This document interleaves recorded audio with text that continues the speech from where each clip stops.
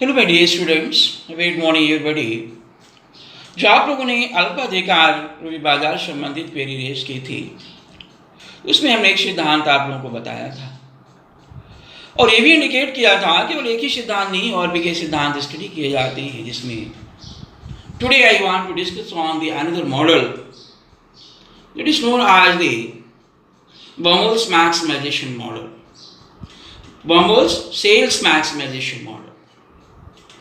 विक्रय अधिकतम करने का सिद्धांत, इसमें बाउमोल ने समझाया है कि the firms are not making efforts under the oligopoly market to maximize the profits at the equilibrium। कि अपनी संतुलन बिंदु पर वे लाभ को अधिकतम करने का प्रयास नहीं करती हैं, क्योंकि वो कोशिश करती हैं कि हमारा संतुलन ऐसे स्थान पे हो जहां पे विक्रय अधिकतम हो जाए। तो therefore we can say the firms are making efforts to maximize the sales। विक्रय अधिकतम करने का प्रयास करती हैं। Now we are going to explain this model. This model's name is Baumol's sales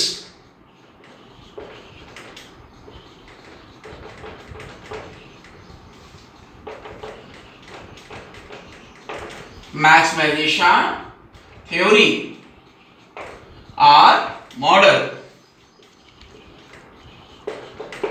तो इस मॉडल में कोशिश किया, समझाने का प्रयास किया है बाउमोल, ब्रूसर बाउमोल एंड इकोनॉमिस्ट के रूप में समझे जाते हैं कि कैसे फर्में अपना संतुलन स्थापित करती हैं। We have shown the output on the x axis and cost and revenue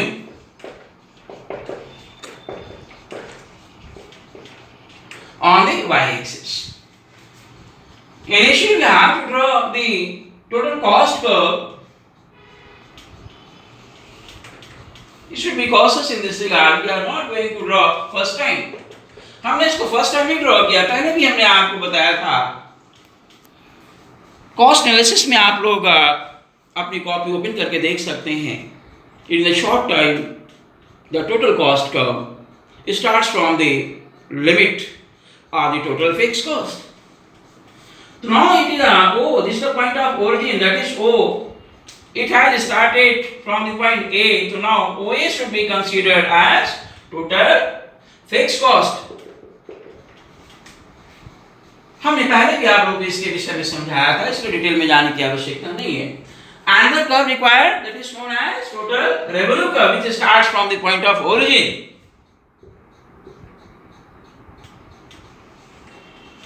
Continuously going on rising and reaching at its maximum level, it starts to decline. This curve is known as total revenue curve. Monopoly market में revenue table को आप लोग देखिएगा तो उसमें total revenue का column मिलेगा। तो उसमें देखना टीआर पहले बढ़ता हुआ जा रहा है, then after reaching at its maximum level has started to go down।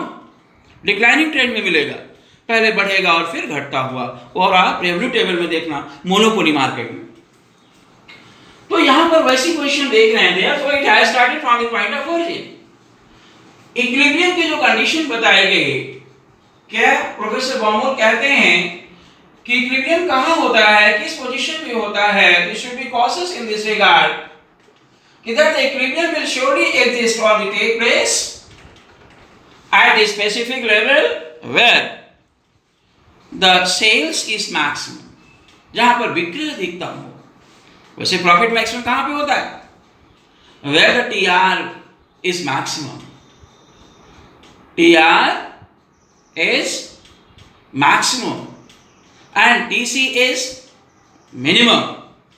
लेकिन यहां पर क्या है कि मैक्सिमम प्रॉफिट नहीं देखना है, आपको क्या देखना है, मैक्सिमम सेल्स कहां पर है।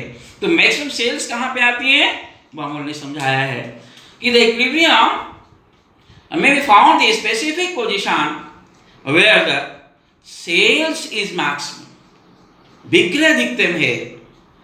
तो ऐसे तो firstly we should make focus on it. Profit maximum कहां पे होगा, where will you find the maximum gap between TR and TC। जहां पर TR और TC के बीच में जो गैप अधिकतम होता है वहां पर क्या होता है, मैक्सिमम प्रॉफिट होता है। तो now firstly we should decide the maximum gap. Maximum gap कहां पर है? तो now here geometrically you can also find it. आप ज्यामिति विधि से भी फाइंड कर सकते हैं। We have to draw many two tangent lines which are parallel each other and tangent on TCR TR. So now here the first going to touch on TC and second tangent line is going to touch the TR, and both these tangent lines are mutually parallel to each other. एक दूसरे के समानांतर हैं, हमने आपको बताया था। तो जहां भी पैरेलल होती है टेंजेंट लाइंस एक दूसरे के और TC और TR को टच करती हैं, वहां पर मैक्सिमम गैप मिलता है between TR and TC। Now we have found here the maximum gap between TR and TC here. What is the output level or quantity which is being sold by this firm? Now we have found here the maximum gap between TR and TC by drawing the two tangent lines on TR and TC. The output is OM which is being supplied by this firm. तो अगर आप देखिए gap maximum है तो यहाँ पर S and H ये क्या है? ये तो मैक्सिमम गैप क्या बता रहा है कि यहाँ पर मैक्सिमम प्रॉफिट है। तो मैक्सिमम प्रॉफिट टारगेट नहीं होता है इक्विलिब्रियम पे। इक्विलिब्रियम यहाँ नहीं हो सकता है। इक्विलिब्रियम कहाँ पे होगा? जहां पर सेल्स मैक्सिमम दिखाई पड़े। तो कितना मैक्सिमम कर सकती है पर अगर हम देखें कि this firm is making efforts to maximise the sales here at the OM1, तो then we have to draw this vertical line where we find the sales is maximum at the M1 point. अगर OM पे देखें तो OM quantity क्या suggest करती है? भले profits maximum है लेकिन बमोल कह रहे हैं कि should not be considered as equilibrium. इसे संतुलन नहीं समझना चाहिए। प्रॉफिट्स मैक्सिमम है लेकिन ये संतुलन नहीं होगा। क्यों? क्योंकि फर्म चाहे ये OM1 यहाँ अधिक सेल है, ये यहाँ अधिक सेल कर सकती है लेकिन OM कम सेल कर पा रही है because OM is less than OM1। तो OM1 अधिक सेल कर पा रही है, इसीलिए यहां पर मैक्सिमम सेल्स होने के कारण ये इक्विलिब्रियम हो सकता है। ये जो OM1 आप आउटपुट लेवल देख रहे हैं तो that is should be considered as equilibrium output. Equilibrium output, what is the equilibrium output level? That is OM1, and equilibrium is not taking place at the point M, क्योंकि because here the profits is maximum, profit maximum है लेकिन यहाँ sales maximum है, इसीलिए equilibrium output level कितना है आपका? OM1, equilibrium point M1 पे होगा। तो now here this position is known as showing the losses, ये हानियों को बता रही है। क्यों? TC अधिक है और TR कम है, and this point the first intersection point is known as break even point, हमने पहले ही बताया था, समविच्छेद बिंदु कहते हैं। and last intersection point may be considered as the shutdown point, उत्पादन बंदी मूल्य आप कह सकते हैं, बंदी बिंदु कह सकते हैं, उत्पादन बंदी बिंदु यहाँ पे है। तो इक्विलिब्रियम लेवल कहाँ है? Equilibrium level is taking at the point OM1, right? OM1, at the OM1 output level the firm is getting on equilibrium. Under the lower panel you can show the profit status. Initially profits negative में होता है और जैसे maximum जहाँ gap है तो यहाँ पे प्रॉफिट्स मैक्सिमम होगा क्योंकि यहाँ TR मैक्सिमम है, इसलिए प्रॉफिट का will reach at the peak level. Then after again where we will find the intersection between TR and TC at that point, the profits will be 0. Then after will be negative.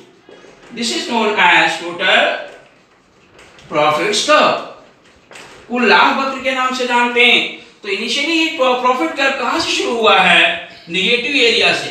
क्यों? क्योंकि negative profits हैं। क्यों? TC अधिक है, TR कम है, तो profits क्या होगा? निगेटिव हो जाएगा, ऋणात्मक होगा, इसीलिए निगेटिव में है।